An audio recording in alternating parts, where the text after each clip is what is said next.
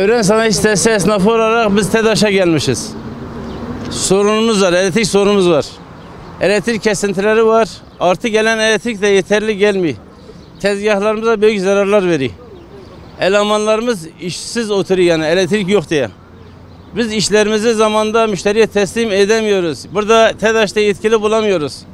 Sorunumuzu çözecek kimse yok. Bizden elektrik parası alıp da elektrik vermedikten sonra biz nasıl iş yapacağız? %20 şu anda %50 de zam yaptılar. Peki bu zamlar olduğu halde gene elektrik vermiyorlar. Biz esnaf olarak nerelere başvurmamız lazım? İçeride bir çekim yapamıyoruz. İçeride oturacak bir sandalye bize buyur etmediler. Ayak başı bizi kovmaya çalıştılar. Yani şimdi buna bir çözüm üretecek. Yarın saat 10'a kadar müdürleri gelip bizim sorunlarımızı dinleyecekmiş. Biz de muhatap olacakmış. Bakalım yarın saat 9-10 bize ulaşmadı mı biz bütün esnaflara buraya geleceğiz. Evren Sanayi esnafı olarak. Bunu yetkililere iletiyoruz. Çözüm istiyor abi, başka bir şeyimiz yok. Elektrik alamadığım bir yere elektrik parası ödüyor.